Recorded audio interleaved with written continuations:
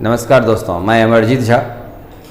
हम थोड़ा सा आप लोगों को ये समझाने का कार्य करते हैं कि भारत की संविधान जो एक जीएस का एक बहुत बड़ा महत्वपूर्ण खंड है। आप सिविल सर्विसेज की तैयारी करते हैं या आप एसएससी की तैयारी करते हैं, जीएस से संबंधित जहाँ भी आप किसी एग्जामिनेशन में जाते हैं तो आपको इंडियन पॉलिटी को समझना भी एक बहुत ज़रूरी है। साथ ही जीवन को जीने का एक तरीका और सलीके को बात भी करता है संविधान। तो हमारे जीवन में एक बहुत चमत्कारिक परिवर्तन लाता है। इसलिए मैं इन्हें एक शुभकामना भी देता हूं कि ढंग से पढ़ाएं और एक देश के अच्छे नागरिक की दिशा में इनकी कदम हो। तो मैं आपको भारतीय संविधान से जुड़ा हुआ मैं उस चैप्टर को थोड़ा सा स्मरण दिलाता हूं आपको, जहां प्रत्येक एग्जामिनेशन में ये प्रश्न पूछे जाते हैं। अब यदि हम इस प्रश्न के सिलसिले को शुरुआत करते हैं तो सबसे पहले आप इसको ऐसे याद करिएगा, संविधान सभा। अब है कॉन्स्टिट्यूशनल असेंबली, इसको कहते हैं, जहाँ संविधान सभा से देखिए कि यहाँ से 2 क्वेश्चन लगभग एग्जामिनेशन में रहने का आसार होता है। तो हम संविधान सभा को इस रूप में स्टडी करें जिससे कि हम 2 क्वेश्चन बना सकें। यदि हम एसएससी लेवल में रहते हैं तो संविधान सभा ये क्वेश्चन लेकर आता है, लेकिन वहीं हम यूपीएससी लेवल में जाते हैं तो विचारात्मक प्रश्न के आधार पर क्वेश्चन का आधार बनता है। तो एक ही किताब से एक ही विषय वस्तु से सब कुछ पढ़ना होता है, लेकिन हर एग्जामिनेशन की नेचर के हिसाब से इसकी क्वेश्चन की स्वरूप बदलती है। तो संविधान सभा। दूसरा आ गया प्रस्तावना। तो ये प्रस्तावना आपका यहाँ भी एक क्वेश्चन निश्चित रूप से पूछे जाते हैं। इसमें तथ्यात्मक आंकड़े के साथ साथ आपकी विचारात्मक प्रश्न से भी आपकी सूझबूझता की परिचय होगी और उसे कराना होगा। भारतीय संविधान की क्रमिकों की वर्णन क्या है, ये हमारी प्रस्तावना से ही शुरुआत होता है। और संविधान सभा एक ऐसी प्रस्ताव थी जो संविधान जब बन रही थी संविधान सभा के समक्ष, तो सबसे पहला प्रस्ताव के रूप में पंडित जवाहरलाल नेहरू ने इसे रखा था, प्रस्तावना। उसके बाद चलिए संघ राज्य क्षेत्र। तो संघ राज्य क्षेत्र को जब आप पढ़ते हैं तो इसको 2 रूप में पढ़िए। एक है हिस्टोरिकल बैकग्राउंड से जुड़ा हुआ, जिसमें देशी रियासतों का एकीकरण किस प्रकार से हुआ और इसमें सरदार वल्लभ भाई पटेल का जो योगदान था, जिस योगदान के कारण इन्हें आयरन मैन ऑफ इंडिया के नाम से जाने जाते हैं। ये क्यों कैसे हो गए, राज्यों की एकीकरण कैसे हुई, ज्योग्राफी के आधार पर हमें राज्य को बनाने का बात थी जहाँ प्रशासन की सुविधा हो सके, लेकिन हम किसी भाषा का आधार पर राज्य का निर्माण नहीं किए। लेकिन कुछ राज्य का निर्माण भाषा का आधार पर स्वाभाविक था, क्योंकि उसका भूगोल में समरूपता आती थी। इसलिए भाषा का आधार पर जैसे सर्वप्रथम संगठित राज्य आंध्र प्रदेश की चर्चा आ जाती है, जहाँ 1 अक्टूबर 1953 को गठन हुआ। लेकिन एसके धर की कमेटियाँ जब गठन की गई थी तो उसमें आंध्र प्रदेश के क्षेत्र में खासकर इसकी आंदोलन हुआ, जो समय हैदराबाद रियासत के नाम से जाना जाता था, कि वो भाषा का आधार पर राज्य को बनाना चाहता था। तो भारत में 2 प्रकार की मांगों की आवाज़ हमेशा उठती रहती है। बड़ी राज्य जब विकास न करे तो छोटी राज्य के साथ चलना चाहिए, और बड़ी राज्य किसी भी आकार का होना चाहिए। तो 500 विधानसभा से अधिक किसी भी राज्य की आकार नहीं होनी चाहिए। और उसके बाद न्यूनतम 60, लेकिन 60 से कम में भी राज्य माना जा सकता है। यदि उसको विशेष राज्य की दर्जा आर्टिकल 371 के तहत दी जाती है तो बनाया जा सकता है। तो देशी रियासत को आप थोड़ा सा हिस्टोरिकल बैकग्राउंड ऑफ इंडिया, जिसके अधीन उस समय जो 1946 की जो हालात भारत की थी, जिस हालात का आधार पर जोड़ करके इसको पढ़ें, कारण कुछ क्वेश्चंस उसमें अतीत से जोड़ते हुए वर्तमान को जोड़ने का भी कार्य करता है। तो यहाँ ये क्वेश्चन निश्चित रूप से बनेगा। उसके बाद नागरिकता। नागरिकता को पता होगा कि नागरिकता से पहले क्वेश्चन नहीं पूछी जाती थी, और ये छोटी छोटी एग्जामिनेशन में ही पूछी जाती थी कि भारत में किस प्रकार की नागरिकता है। तो यहाँ पर एकल नागरिकता की बात थी, वह क्वेश्चन सिमट जाती थी, ये किस भाग से रिलेटेड है, कितने अनुच्छेद में वर्णित है। लेकिन अब यहाँ पर उठता है कि सी डबल ए, जिस तरीका से देश में भी चर्चा का मुद्दा रहा, तो सी डबल ए बनाने का आधार क्या है। अभी आपको आर्टिकल के भाग 2, आर्टिकल जो हमारे नागरिकता का जिक्र है भारतीय संविधान के भाग 2 में 2 में आर्टिकल 5 से 11 तक का जिक्र किया गया है। उसके प्रोविजन को समझने के बाद ही नागरिकता अधिनियम 1955 को समझा जा सकता, और 55 के बाद यह समझने का कार्य करिए कि सरकार ने किस प्रकार से CAA कानून को लाया। नागरिकता के बाद मौलिक अधिकार, जहां मौलिक अधिकार से निश्चित रूप से प्रश्न पूछे जाते हैं, और फंडामेंटल राइट के संदर्भ में यह बात समझ लें, कोई भी एग्जामिनेशन में जाते हैं तो मौलिक अधिकार निश्चित रूप से क्वेश्चन होगा।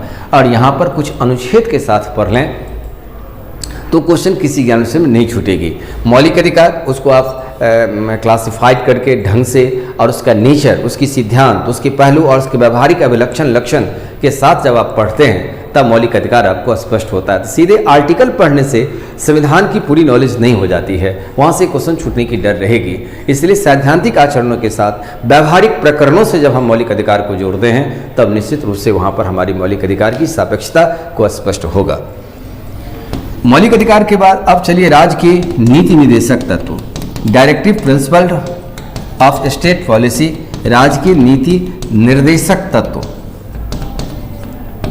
Directive principles of state policy. यह जो है इसमें भी कुछ मौलिक अधिकार का हिस्सा यहाँ आ गई, लेकिन इसको इम्प्लीमेंट करने का काम राज्य को होता है। भारत को लोक कल्याण कैसे बनाया जा सकता है, इस दिशा में डीपीएसपी के भीतर जो चर्चा आई है भारत संविधान के भाग 4 में, यह डीपीएसपी की वर्णन है जो 36 से 51 तक है। एक आइडियल स्टेट, एक गुड विल व्यवस्था हम कैसे भारत में ला सकते हैं, उसके संदर्भ में ये प्रोविजन की चर्चा आई है।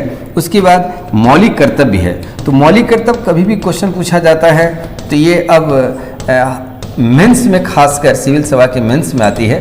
जैसे 42वीं एग्जामिनेशन के में ये 8 मौलिक कर्तव्य लिखने की बात कही गई थी, लेकिन मौलिक कर्तव्य यह जाने कि हमारे देश में क्या हमें कर्तव्य है दिया गया है और क्या क्या कर्तव्य निर्वहन करना होगा, तो ये 7 नंबर में मौलिक कर्तव्य की चर्चा आई है। अब 8 नंबर में चलते हैं जहाँ से संघ की संविधान की एक रूपरेखा का शुरुआत हो जाता है। अब 8 नंबर में देखिए मौलिक कर्तव्य के बाद अब आप संघ के संविधान में आ जाइए। अब संघ का संविधान में यह एक बड़ा पार्ट का हिस्सा है और यही है हमारी संविधान की समझ को, यहाँ से हर एग्जामिनेशन में क्वेश्चन आता है। यह एक महत्वपूर्ण भाग है जहाँ से क्वेश्चन आएगी। अब संघ के संविधान को आप थोड़ा सा पार्ट में बांट लीजिए, जैसे राष्ट्रपति को टुकड़ा टुकड़ा बांट में पढ़ के स्टडी कर लीजिए। दूसरा भाग में आपका उपराष्ट्रपति आ जाएगा, उपराष्ट्रपति के बारे में आप चर्चा कर लीजिए। और उपराष्ट्रपति के बाद तीसरा जो मुद्दा आएगा आप संसद की चर्चा कर लीजिए। संसद के दोनों हाउस की चर्चा आ जाएगी, जिसमें से लोकसभा और राज्यसभा की चर्चा आएगी। इसके भीतर और भी छोटे छोटे चैप्टर्स हैं, जैसे attorney general, comptroller and auditor general, इन सब के बारे में भी पढ़ना होगा। सदन की कार्यवाही कैसे चलती है, सदन में समितियां क्या होती है, तो इसको बारीकी से अध्ययन करके आपको पढ़ना होगा। क्वेश्चन भी बहुत काफ़ी क्लिष्ट तरीका से उठाया जाता है। उसके बाद आप इसमें 9 नंबर चैप्टर में मैं जोड़ देता हूं, जहां पर सुप्रीम कोर्ट है, तो सुप्रीम कोर्ट से भी क्वेश्चंस 2 लगभग आ जाते हैं, तो सुप्रीम कोर्ट को भी आप पढ़ लें। सुप्रीम कोर्ट के बाद आप राज्य की संविधान में आ जाइए। तो राज्य की संविधान, स्टेट कॉन्स्टिट्यूशन। अब स्टेट कॉन्स्टिट्यूशन में इस प्रकार से आप इसको देख लीजिए, जिस स्टेट कॉन्स्टिट्यूशन के भीतर में आपको थोड़ी बारीकी से इसका भी एक चयन करना होगा कि आप इसको कैसे लेते हैं। तो यहाँ पर नंबर 1 में आप राज्यपाल पढ़ लें। जब आप किसी स्टेट एग्जामिनेशन में देने जाते हैं तो वहाँ राज्यपाल का क्वेश्चन रहेगा। दूसरा आप विधानमंडल को जोड़ लीजिए। विधानमंडल, मंत्रिपरिषद, और मंत्रिपरिषद में ही तमाम व्यवस्था इनके भीतर में आ जाती है, जहाँ राज्य प्रशासन की कार्य का संचालन किया जाता है। तो ये मंत्रिपरिषद को आप देख लेंगे। उसके बाद मंत्रिपरिषद के बाद अब उच्च न्यायालय एक अलग से कर लिया जाए, और उच्च न्यायालय में खास करके कुछ आर्टिकल्स और कुछ करंट क्वेश्चन जो हाई कोर्ट के संदर्भ में जो निर्देशित हुए हैं, जैसे मोबाइल कोर्ट है, मोबाइल कोर्ट की गठन क्यों की गई, कुटुंब न्यायालय ऐसा कैसे क्यों आया, वजह क्या थी इसकी, तो इन सब बातों को थोड़ा करंट के रूप में देख लेंगे। और अगला चैप्टर में चलते हैं। उच्च न्यायालय के बाद अब आगे देखा जाए तो केंद्र शासित प्रदेश, केंद्र शासित प्रदेश यानी केंद्र शासित प्रदेश की शासन कैसे चलती है, यहाँ से एक क्वेश्चन रहता है चर्चा में। और केंद्र शासित प्रदेश के बाद आप केंद्र राज्य संबंध, जिस केंद्र राज्य संबंध यहाँ से 2 क्वेश्चन बनता है, जबकि लंबी पार्ट का हिस्सा है। इसमें व्यवस्थापन संबंध कैसे संचालित होता है, और व्यवस्थापन के बाद देखा जाए तो कार्यपालिका से क्या संबंधित है, वित्तीय संबंध क्या है, प्रशासनिक जिसको कहते हैं और प्रशासनिक संबंध क्या है, इस प्रकार केंद्र राज्य संबंध के बारे में चर्चा होनी चाहिए। 14 नंबर जो है केंद्र राज्य संबंध के बाद आपका लोक सेवा आयोग। तो लोक सेवा आयोग ध्यान रखिएगा, ये कोई अभी जूनियर लेवल में क्वेश्चंस नहीं पूछे जाते हैं। ये इसकी कैडर, प्रशासनिक कैडर के बारे में क्वेश्चन आता है कि कौन भारत में एक भारतीय कैडर से जुड़ा हुआ है आपका है। तो ये लोक सेवा आयोग के बारे में कुछ 1-2 आप ज़्यादा से ज़्यादा इनका एक चार्ट के रूप में इसको समझ लीजिएगा तो लोक सेवा आयोग से क्वेश्चन टच में आ जाती है। निर्वाचन आयोग इलेक्शन कमीशन, जहाँ पर क्वेश्चंस निश्चित रूप से आएंगे, यहाँ पर क्वेश्चन पूछा जाएगा। और इसी प्रकार से एक चैप्टर्स है स्थानीय स्वशासन, जिसमें लोकल सेल्फ गवर्नमेंट कहते हैं। तो ये लोकल सेल्फ गवर्नमेंट कैसे शासन करेगी, इसमें ग्राम पंचायत और नगर पालिका, यहाँ पर आप इसको पढ़ लें। और उसके बाद संविधान संशोधन और किस प्रकार से संविधान में अमेंडमेंट होता है और मेजर अमेंडमेंट क्या क्या है, इसको आपको थोड़ा पढ़ना पड़ेगा। तो मेजर अमेंडमेंट को आप पढ़ लें, क्योंकि ये बहुत बड़ा चैप्टर है, उसमें एक आंकड़े को भी याद में रखना पड़ता है। तो इसमें जैसे रिसेंटली अमेंडमेंट जो हुआ और उसके बाद पूर्व यदि हिस्टोरिकल अमेंडमेंट को देखा जाए तो हमारे ख्याल से 7th अमेंडमेंट, 7वां संविधान संशोधन 1956, 7वां के बाद 15वां संविधान संशोधन, 15 के बाद आपका 35वां और 36वां संविधान संशोधन। उसके बाद जब हम आगे की सफ़र तय करते हैं तो वहाँ पर 42वां, 44वां, 52वां, 61वां, 86वां, 73वां, 74वां, 86वां, उसके बाद 91, 92, 100, 101, 102, 103, इतना अमेंडमेंट के बारे में आपको जानना जरूरी हो जाता है। तो संविधान संशोधन इस प्रकार से ये बात बनेगी। और संविधान संशोधन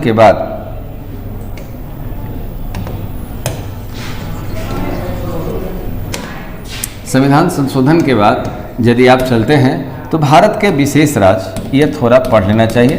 भारत का विशेष राज्य, इसको मैप के द्वारा पढ़ लिया जाए तो बेहतर उसे समझा जा सकता है। विशेष राज्य, इसके बारे में देख लिया जाए। और अलग से जम्मू कश्मीर को पढ़ लिया जाए।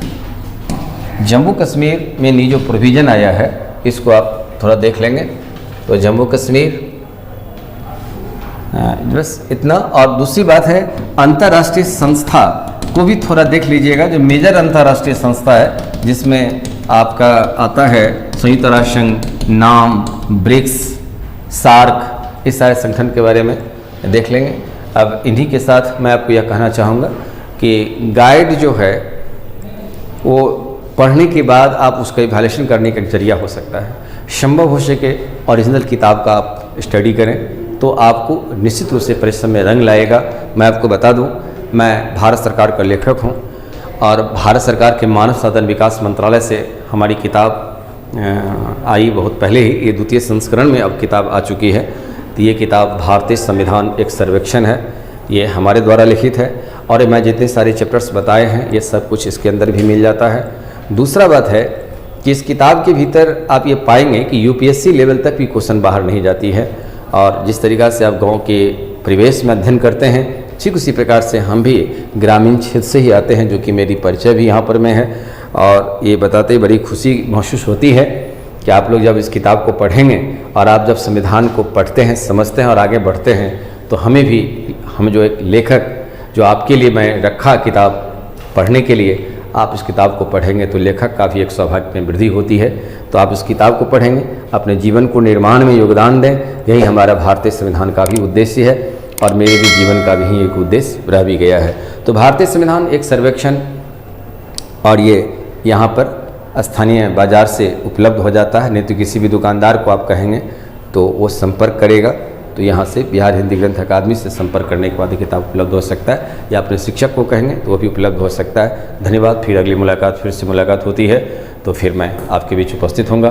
धन्यवाद, ढेर सारी शुभकामनाएं।